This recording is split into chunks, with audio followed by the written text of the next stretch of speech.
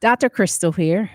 Are you curious about Ayurvedic medicine? If so, stick around to discover what it's all about with our guest, Dr. John Douillard. You're listening to Live Foreverish, a show dedicated to helping you live just a little longer. Here's your hosts, Dr. Mike and Dr. Crystal Gossard. All right, Dr. Mike, I'm excited about this show. This is a topic that I have been interested in for a long time. Yeah. And that is Ayurvedic medicine. And we have a special guest that I found in the world, in the internet world. He has a great YouTube channel, and he'll be on to discuss this with us. I think sounds fantastic. So our guest is Dr. John Douillard. He is a globally recognized Ayurvedic and sports medicine educator with 40 years of experience. He is the host of the Ayurveda Meets Modern Science podcast and author of 7 health books, including bestseller Eat Wheat. That's new. And the 3-season diet. His mission is to provide free Ayurvedic knowledge to the public. He created lifespa.com, where he connects ancient Ayurvedic wisdom with modern science. Dr. Douillard, welcome to the to our show. It's good to be here. Thanks, you guys. Appreciate it. So we had a conversation last week, a pre-conversation, Dr. Mike. Oh. And I loved how Dr. Douillard, you mentioned that Ayurvedic medicine is kind of the original longevity medicine. He's been he's familiar with our sponsor Life Extension, and cool. he's familiar with what we do, and of course Life Extension, leaders in longevity, anti-aging. And so I would love for you to briefly explain to our audience what Ayurveda is, where it originates from, and kind of give us a little bit more about, you're saying it being the original longevity medicine. Well, yeah, Ayurveda is the traditional system of medicine from India. It's thousands and thousands of years old. And today, the All Indian Ayurvedic Congress, which is their medical organization, is the largest medical organization in the world. And it's been around for thousands of years. So what I love about Ayurvedic medicine is it's a time-tested system that has tons of modern science kind of to back it up. And that's what I do at LifeSpas. I write about these ancient pearls, this medical wisdom. And if it doesn't have science to back it up, I don't want to write about it. So when you have something that has it's been around for 1,000 years, still around today, and has science, science alone can prove whatever it wants. Coffee can be good, bad. Wheat's good, good or bad. I mean, soy is good or bad. You name it. I can give you studies on both sides of that equation. But when you have something that's been around for thousands of years and still here today and has modern science, that to me is something we should hey, you know what? Let's at least look at that. And that's Ayurveda. And Ayu means life and Veda means truth. So it's the science or the truth of living life on this planet. So it has everything to do with circadian medicine. They talked about circadian rhythms thousands of years ago. We're just beginning to understand how to live in harmony with nature's cycles and to align our biological clocks with circadian rhythms. They talked about that 85% of all disease comes from underlying digestive imbalances, right? And 74% of the American population have a digestive imbalance, but they don't realize that inability to digest wheat or dairy or nuts or seeds or take oxalates or nightshades or lectins out of your diet actually can be linked to a host of health concerns, because those harder to digest foods, they actually provide a little bit of irritation that causes a hormesis, hormetic response that actually is responsible for gut immunity. So when you just bubble wrap your diet and take everything out because I don't feel good eating it and not fix the real digestive problem, you're going down a road where bigger things are going to happen later. And we're all about trying to figure out what the upstream cause is and not just saying wheat's the problem. Wheat, yeah, it can be a problem, but let's figure out why you can't digest it and fix that as well. So there's so much more to it than that, but that's the basic idea. So in Western medicine, right, it's a disease-based approach, right?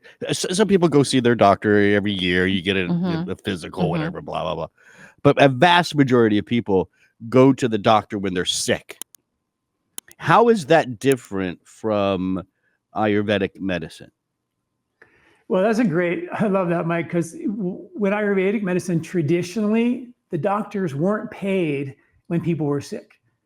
They were paid when people were healthy. If someone got sick, they weren't doing their job, so they didn't get paid. So the idea was the whole model was based on keeping people healthy versus just treating them when they're sick. Because what we've seen happen, right, is we have a disease model where lots of people are making lots of money keeping people sick. And that's when medicines, and I don't know when this happened, maybe the 1980s-ish, maybe earlier, where medicine became a life sentence.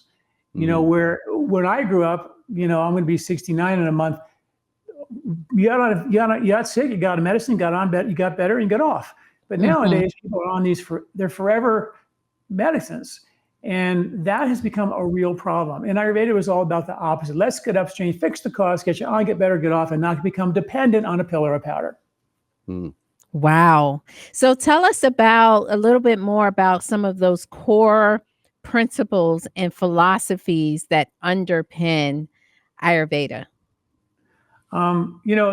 Maybe the most confusing thing today on the planet for people listening to the internet is what to eat. Should I be a carnivore? Should I be a vegan? Should I be plant-based? Should I, eat high carb, low carb, high fat, low fat? Does anybody really know what we should be eating? And so what Ayurveda really is, it's an in-depth study of nature. And they realize that the seasons provide a harvest which dramatically changes from one season to the next. The Stanford study showed that the bugs in the soil change dramatically from one season to the next. Another Stanford study, when they went into Tanzania and they measured the bugs in the gut of the Hadza hunter-gatherer tribe, they found that their bugs in their gut changed from one season to the next. And then when you dig in deeper into the science, you realize that those microbes that are attached to the foods you eat in the spring, in the summer, and the fall are different. And they're specifically attracted to certain foods, to certain plants. So when you eat a food that's been sprayed with a pesticide, you've killed off its microbiome. When you take a herbal medicine and you spray it or you soak it in alcohol, and let's say you take turmeric. We all know turmeric's wonderful. And when you take one of the constituents out of turmeric, curcumin, it becomes a medicine. It's been shown to cure breast cancer and colon cancer, but it's not without side effects. There are studies that show that it actually blocks stem cells and it can be toxic in certain cases. And I've written articles about that science, where in Ayurveda, it was like, why don't we use the whole plant with all 300 constituents with its natural occurring microbiome, which has the intelligence. They're called bacterial endophytes. And those bugs support the intelligence, the growth, the benefits, the longevity, immunity of that plant. So when we actually kind of take nature, and this is sort of our biohacking world, we try to improve upon it all the time. And that doesn't always go well. When you look at a plant, like if I took all the bugs out of you, it would be we would all be dramatically different. We take a plant and try to make it more potent by taking the one of the 300 constituents out of turmeric and give it to you that way. Yeah, it is going to be a medicine and it's going to be powerful and it's going to cure diseases, but it will have unwanted side effects that nobody talks about. But everybody's like, wait a minute, if we take the whole plant, it actually has been shown to be as potent as the curcumin in many of the cases. So it doesn't mean that the curcumin is bad. It's just more like get on, get better, get off as a medicine, where the whole plant has been in our food supply for thousands upon thousands of years. And it doesn't have those side effects because it's got all the intelligence biochemically and microbiologically together. And that's the beauty and the intelligence of eating the right food in the right season. Right. Yeah. And I think what I'm getting from that, and we talk about this all the time, Dr. Mike, is the food first approach. Yeah. And understanding that the nutritional add-ins, they're there to add to what you're receiving from your diet. We talk about, you mentioned the curcumin and turmeric. we talk about cooking with turmeric, Yeah. making teas from the turmeric, using it every day, and all a host of You made me spices. do a shot of it. I did. We had a show, and It was rough. we had some turmeric ginger shots. But yes, and so I do see where you're going with that. And I'm just wondering, along with that, is there also a focus on how we honor our food? I think to me, is that a component with Ayurvedic? Meaning, I think now when we look at Western medicine, we are so disconnected from the source. We have no idea. You mean food? The food? Food. Yeah. We're disconnected. We have no idea what's what. I was in the country. I was in Ohio, the rolling fields of Ohio, 4th of July weekend, and we saw the corn and the soy and the wheat, and we started pointing to the kids. That wheat. When we make wheat, when we have wheat bran. Yeah.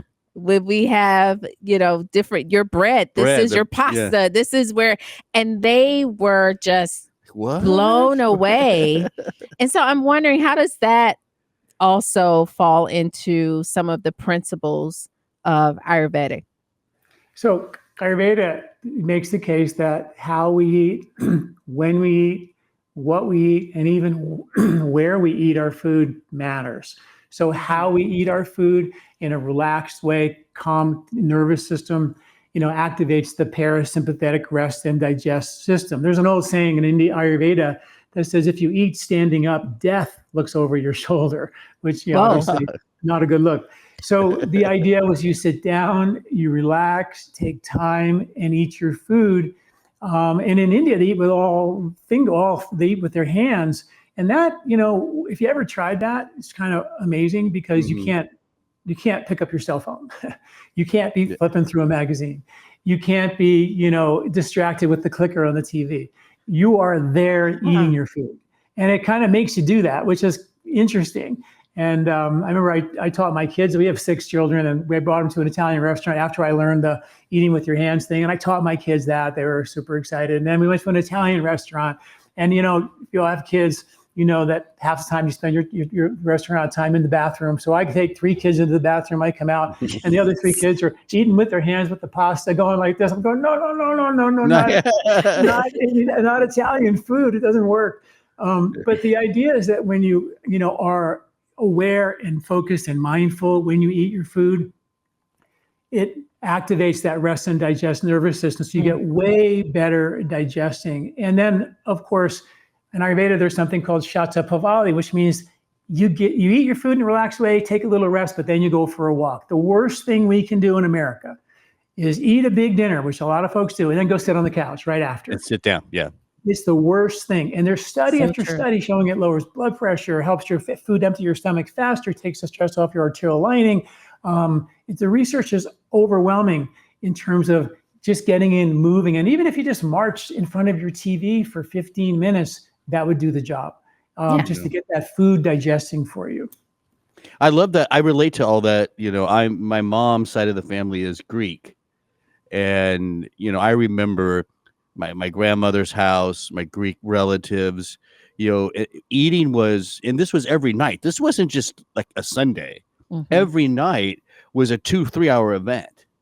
And it was slow eating. It was conversation. I do think we used forks, but I do remember that concept. And that's always, that always makes me feel happy when I hear that.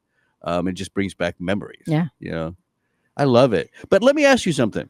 Yeah. So just to play devil's advocate for a moment, if some of my science friends, clinical researchers and MDs, when they hear what you said about going back to the whole plant, their argument might be, well, that's fine, but if the research shows it's the curcumin at a certain dose, that's where you're going to get your effect. So it's better to take that standardized curcumin following the clinical research.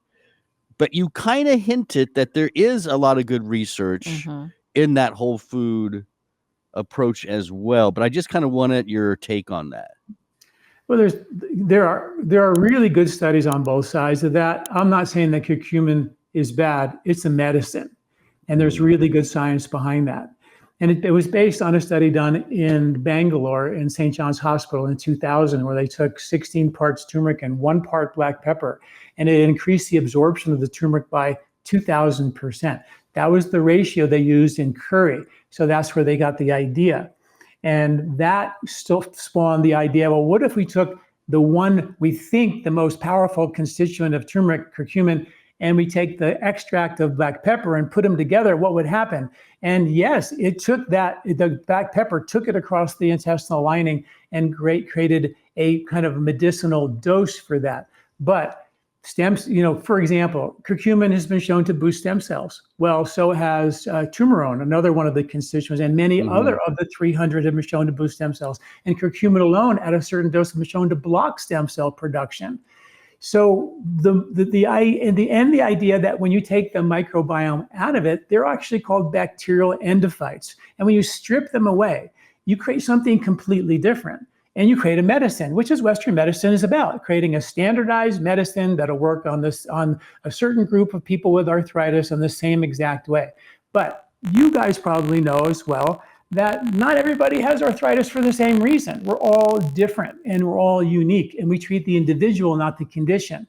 So Western medicine sort of went down that road of trying to find the right pill for the right condition, where traditional medicine was like trying to find the right restorative agent for the imbalance for the individual, so they're not on that pill or powder for the rest of their life. And there's really good science on both sides. But what I love about the whole herb approach is that it supports the body's own intelligence with its own natural microbiome, which we so desperately need. I mean, they did a Stanford study with mummies from the museums in New Mexico and Arizona, and they took a look at their poo, and they figured out how to look at their microbiome. And there was such a massive diversity of bugs in their gut compared to modern humans. They're calling it an extinction event. So if we take sterile food that's been sprayed by insecticides and pesticides, sterile herbs, sterile everything, how are we going to get that diversity back that we so desperately need? Where when you take a whole plant that's been studied, when you get a really good company, you're going to have to test the microbiome when you get the raw material. You're going to have to test it again when you put the turmeric and the black pepper together, and you have something that is alive. And that's different than something that's sterile. Yeah. If one of the listeners, let's say, decided they like what you're saying and they decided to go see an Ayurvedic practitioner, can you walk us through what they might experience in that appointment? And obviously it's going to be different from what they're used to. So what is that experience like?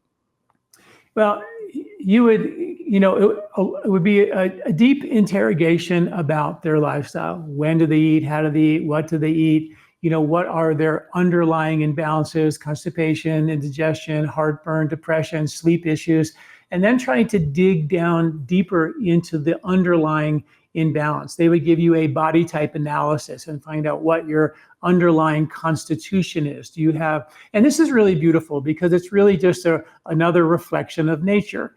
There are 3 basic body types, and they represent the 3 major harvests in nature. There's a winter harvest, there is a spring harvest, and there's a summer harvest or a fall harvest for winter eating. So there's a spring and a winter and a summer harvest for the winter, and winter nature is dormant in one season, takes a rest.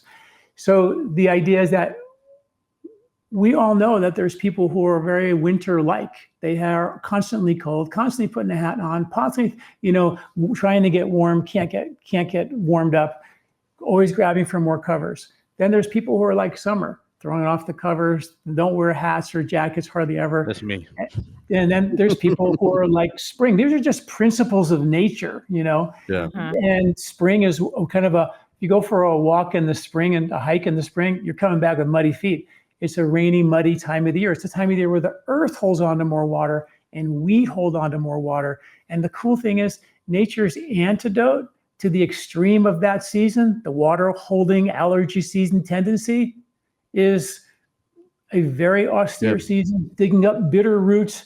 Dandelion, which is a diuretic, which helps get the fluid and the water and the congestion out of your system. The cooling foods of summer are the antidotes of summer. The warm nuts and seeds of winter to help insulate you are the antidotes and the harvest of the fall for the winter eating. So nature had a plan. And Ayurveda is like, hey, take a summer grocery list, which you can get on my website for free, circle the foods on there that you like, and get medicinal doses of what's in season, not sprayed with insecticides to get the right microbiome, and eat more of these in that season. You can eat other stuff too, but try to get at least the medicinal dose that nature intended for you. Yeah. Very, very interesting. And will you now, I think we want to kind of switch gears because we did want to talk about kind of where the lines blur between Ayurvedic and conventional medicine and some of the like maybe 2 to 3 nutrients that are tried and true in Ayurveda. And we're now seeing the science play out and kind of shed some light on some of those specific nutrients. Well, let's talk about winter, because also in Ayurveda, because it's a study of nature, they would take herbs that were fall harvested for the winter. And the winter is a cold and dry season. So nature in the fall gives you warm, heavy, sweet roots like ashwagandha, which has been shown to boost immunity, been shown to support endurance, help support the nervous systems, to kind of calm the nervous system down in a cold, dry, winter time of the year where people have difficulty sleeping and settling down and getting more stressed out. So nature once again provides the antidote. Ashwagandha, again, very important to take the whole plant with its natural microbiome, because when you take the leaf or just one part of it and you extract it and make it more potent than nature intended, which is not what Ayurveda, they would take it and put the root in the soups and stews and eat it that way. Then it's 100% safe and used for thousands of years. But now we have companies taking it and 100 times more potent. And that's never good. It's sterile. It's never how nature intended it. And that's where the problems begin to lie. But when you take the whole plant, you're in business. Now let's take a spring herb. We talked about turmeric. Turmeric, the research on that, the whole plant is off the charts. It's what we call a vulnerary. It heals and repairs the skin of the intestinal tract, detoxifies the liver, maybe nature's most powerful anti-inflammatory, a powerful blocker of the 5-lipoxygenase inflammation pathway, which is, the one that we use, turmeric for, and other herbs like boswellia, another herb well studied to block that inflammation pathway for joint health. And then an herb in the summertime, a really cool herb called neem. You've all heard of putting maybe neem toothpaste. Well, we also have heard of biofilms, and biofilms are like, the plaque on your teeth, right? And they're little concentrations of bacteria that they also concentrate inside our intestinal tract. And if they're not good colonies, they can really wreak havoc. And neem is they call it the queen of the skin, because it protects the lining of your intestinal tract during the summer months when it's harvested. And you think about, all the little critters and the ants on your back patio in the summer. The bugs come alive in the summer. They come alive inside of us as well. And so nature had a plan to give us herbs and foods that would actually be the antidote to creating an environment where they don't want to proliferate. So that's the beautiful thing is the idea of just creating a healthy environment in the intestinal tract to amp up our own natural gut immunity, which is 70% of our immune response, which is based on environment, not necessarily probiotics.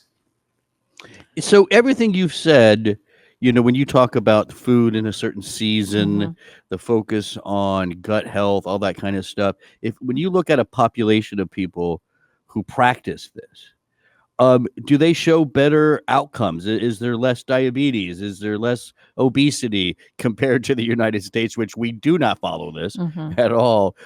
Help shine some light on that. Absolutely. I mean, I absolutely, people who do, unfortunately, you can't look at India and say that's Ayurveda, right? Because just like, they've got processed foods and, big pharma and big food ended up going there too, right? So that's not necessarily a good look. But, no question that that the other piece of the Ayurvedic puzzle is, mental health, creating a neurological calm. And I was really fascinated and frustrated by my patients who would come to me and they would have, a deficiency in a statin, for example, like almost every adult Westerner these days. And so I looked at metabolic syndrome, high cholesterol, high blood sugar, high blood pressure, extra weight around your belly. And I looked at the research of what might cause it. And in every one of those conditions, stress was the cause. For example, in our culture, we're constantly going 90 miles an hour, or at least 60 miles an hour in our car, going here, going there, going here. We have incoming on our phone, going like this. We're constantly overwhelmed by stimulation.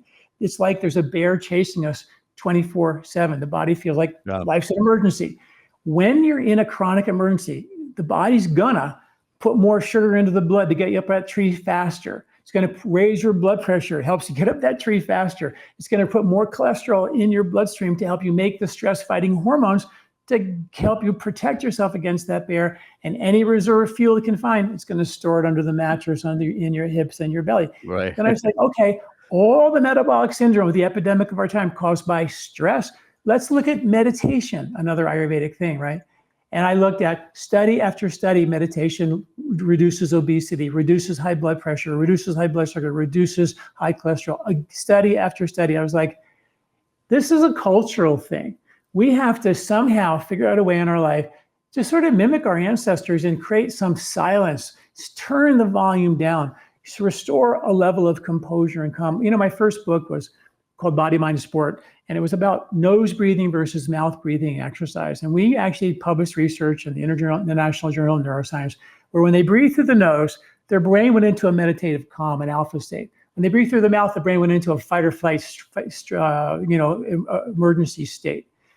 And so we created something that I like to call the runner's high. The bigger the calm, the more powerful the wind. So the more you can start to, dip the cloth in the dye of that internal calm that we all have inside of us, and then build the winds and the activity around that, we can all become, crazy as it might sound, a fully mature hurricane with the ability to be dynamically active, the winds, but we're hailing from the calm. We're not getting hit by refrigerators out in the crazy stress of our life. And that's the problem. Most people feel like life's an emergency. It's a struggle.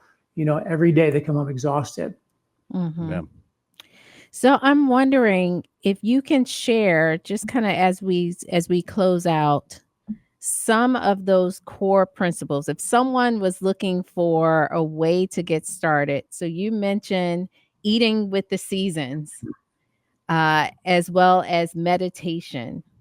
Are there other maybe 3 or 4 additional things? Is that a great way to get started, or is it necessary to kind of work with the practitioner? It's not necessary to start with a practitioner. I mean, on my website at Lifestyle, we have 1,500 articles about lifestyle, diet, nutrition, all based on a specific health concern. And all that's for free, all ancient wisdom with the modern science. So you can just go type in your health concern and get started. I would say that meditation is really important. Eating, circle the foods you like and just eat them.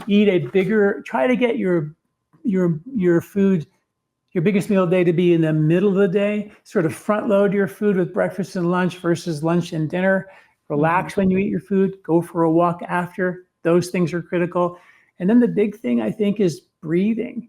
There was a study done with elite athletes, and 91% of them did not have a diaphragm relaxing and contracting fully. The rib cage's job is to squeeze all the air out. And if the diaphragm's not functioning effectively, it's not going to force the rib cage to open up. So over time, the rib cage becomes a cage, forces us to shallow breathe, and that causes us to breathe into the upper chest fight or flight receptors. Yeah. So, simple exercises like literally while you're in front of your computer, take your arms over your head, and we can all do this together. And now with your nose only, fill your belly first. All the way, fill your belly, then your chest, then your upper chest. I filled the both at the same time. And then I have to start over. Okay, come back down again, start over. Okay. All right, now arms go up, fill your belly only with your nose, breathe through your nose. Now your chest, Now your upper chest, and reach as high as you can reach and suck as much air as you can. And you should feel under your rib cage, your diaphragm pulling. And Yes. that's I feel starting it. to force your Love rib cage and your diaphragm to separate, because the rib cage and diaphragm are all glued together, and All we end right. up breathing more and more shallow as we age, and it's not good. Yeah. I always find it funny because I've noticed this as a clinician. When people are even doing something just moderately stressful, many times they're not breathing at all. That's true. Like people get so worked up in the thing, and you're like, breathe. Mm-hmm. You know, that's important, right? It'll calm you down a little bit. This has been fantastic. Yeah, they call it email apnea, right? I mean, we do hold our breath, and we got to keep this thing open and resilient. Yeah. Can you say your website again? Yeah, it's LifeSpa, LIFESPA.com. Fantastic. We really enjoyed having you on, Dr. Douillard, and it was a pleasure, and we could probably talk for many more hours. There's probably so much Yeah, I more think nuance. this was just a teaser. Yeah. So we appreciate it. Thank you for coming on today. Thank you, guys. I really appreciate it. So don't forget, you go to liveforeverish.com where you can download and like and share many other topics. Our library is full of, I'm sure, topics of interest to you. So go check that out at liveforeverish.com. And then our sponsor, Dr. Crystal, Life extension. they would like to say thank you with a discount code. The podcast is the code. Yes. With the discount code podcast. With the podcast code podcast, 10% off $50 or more, plus free shipping and handling. Woo, that was rough. Tough. Yeah. Well, anyways, thanks again. I'm Dr. Mike. That is Dr. Crystal. Thanks for listening.